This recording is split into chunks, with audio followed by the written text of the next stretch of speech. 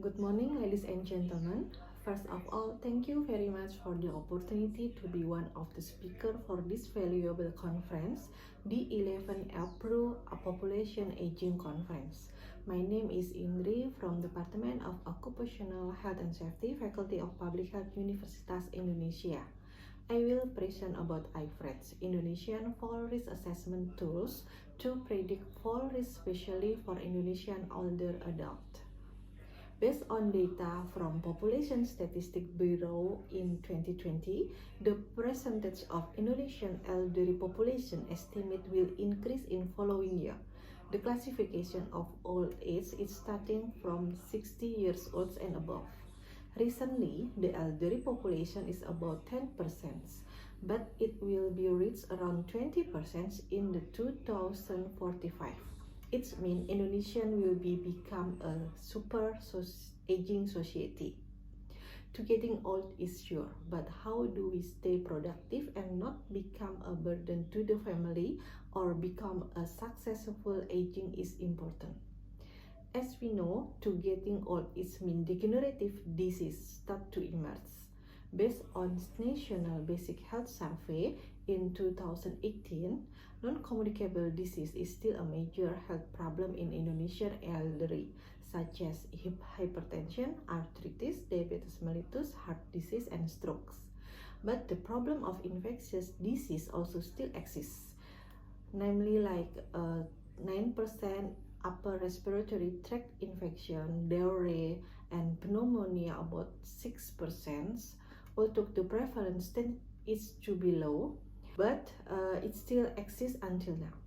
While the nutritional status, the graphs show mostly elderly people have normal nutritional status is about 60%. However, there is a nutritional problem in the elderly such as overweight is about 10% and obesity is about 15%. Whereas the mental health is found the mental disorder and depression among the elderly.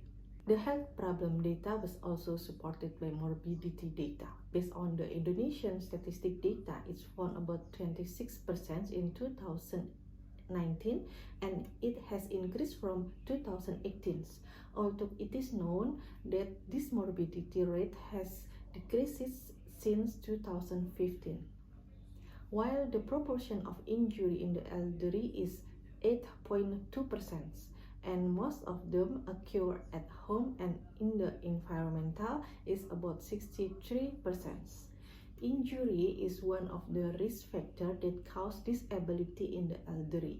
So injury can increase health expenses, especially for elderly health care services. So it is important to make effort to create the environmental that is friendly to the elderly, especially at home and where the elderly live. Some of research presented if most of the injury caused by fall, then it is important to prevent elderly not to fall.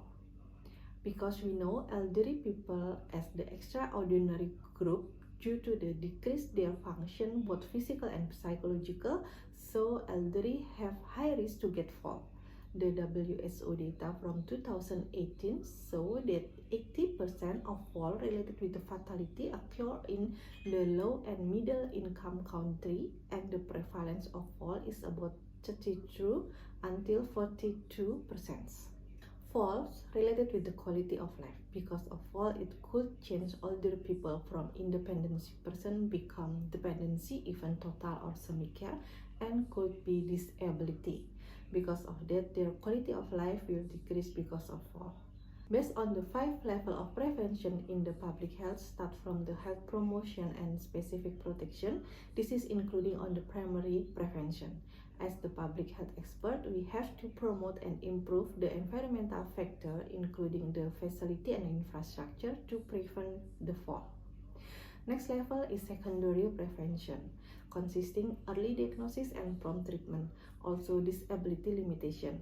So it is necessary to do early detection to determine the risk factors for falling so that it's need the instrument to detect it. The last is tertiary prevention or rehabilitation.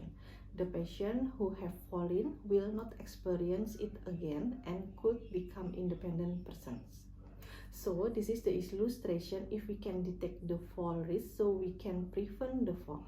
That's why it is important to develop fall risk assessment tools. There were some fall risk assessment tools which used to predict possibility of fall among the elderly.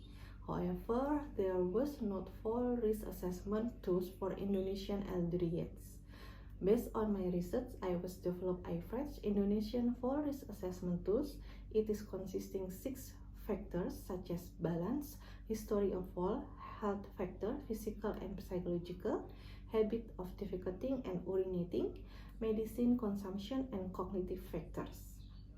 The balancing factor to be assessed were working habit in the house, the habit of sitting and standing, worry about falling, and need assistance or not when walking. While the history of fall were saying the history of fall and injury during over the past year, then the physical and mental health factor is including the feel depressed or sad, foot numbness, and taking medication that could make disease or tired than usual. The habit of urination and defecating is about how often and whether it is possible to withstand to the toilets. Next question is about the consume high risk of fall drugs or not. The last one is cognitive factors by observation about the changing circumstance or unstable emotion, and also is by external judgment from their family.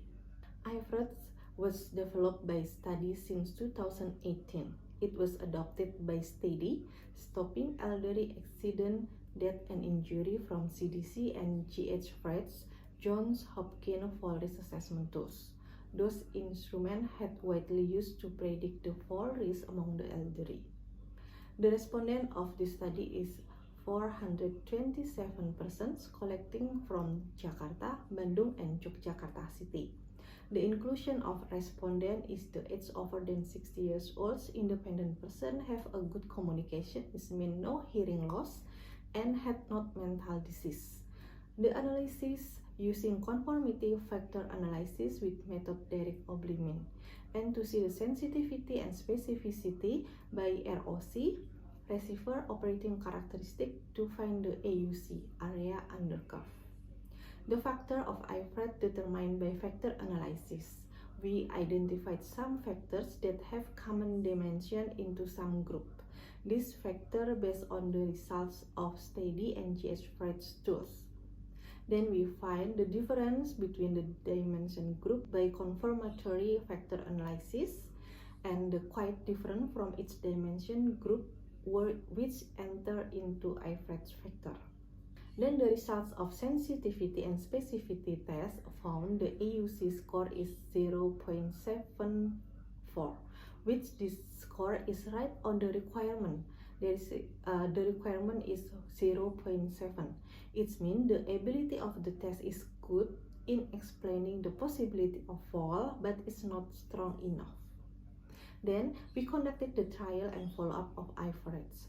After 6 months follow-up, the AUC is lower than 0.7 and the sensitivity is still low. Because of that, the trial and follow-up was changed for each 3 months and also adds some environmental factors. One of our team research, Ms. Susiana Nugroho, follow up this research for her doctoral thesis, which add environmental risk factor, history of chronic illness, depression, sensory impairment, and functional capacity to modify IFREDs. This study still continue until now, so the results had not there yet. This is some picture during we collected the data in the elderly home and in the community as well. Okay, this is all my presentation. Thank you so much for your kind attention.